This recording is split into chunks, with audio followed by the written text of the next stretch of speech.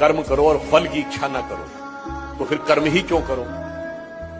परंतु ये जानते क्यों आता है? जब आपकी छोटी सूक्ष्म दृष्टि होती, हल्की दृष्टि होती, तो आपको लगता है कर्म करने से मुझे कुछ प्राप्त हो। जब विराट दृष्टि होती है तो निष्काम कर्म का भाव स्वतः उत्पन्न हो जाता है। अब मैं आपसे पूछूं कि हम सब यहां बैठे हुए हैं, हम अपने शरीर को एक यूनिट मान लें और इससे माइक्रो लेवल पे बढ़े और फिर मैक्रो लेवल पे बढ़े। माइक्रो लेवल पे आए तो हमारा शरीर भिन्न भिन्न तंत्र से मिलकर बना है। Respiratory system, digestive system, circulatory system. हमारी इच्छा से चल रहा है क्या? अपने सिस्टम से चल रहा है। हमारे शरीर के जितने तंत्र भिन्न भिन्न अंगों से बने, हार्ट, लिवर, किडनी, हमारी इच्छा से चल रहे हैं क्या? अपने नियम से चल रहे हैं। उसके अंदर जितने भी टिश्यूज हैं वो हमारे सिस्टम से, हमारी इच्छा से चल रहे हैं? नहीं।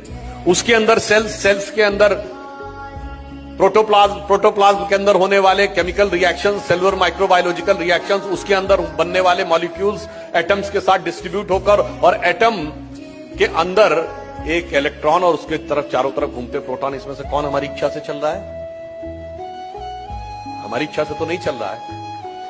अब आइए आप विराट पे, हम खड़े हैं, इस धरती पे खड़े हैं, धरती का इकोलॉजिकल सिस्टम हमारी इच्छा से चल रहा है।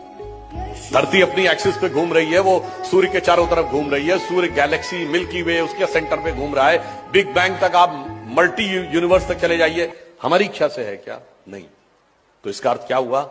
जब इस संपूर्ण सृष्टि के क्रम में हमारा नियंत्रण परिणाम पर नहीं है, हमारा नियंत्रण केवल कर्तव्य पर है। इसलिए जिस भी स्थान पर जो भी भूमिका ईश्वर ने दी है, यदि आप इस विराट सत्य को समझ पाएंगे तो आपके मन में स्वतः निष्काम कर्म का भाव उत्पन्न हो जाएगा कि मुझे अपना कर्तव्य करना है, बाकी इस विराट सृष्टि क्रम को चलाने वाला ईश्वर स्वतः हमें उसका उपयुक्त फल देगा।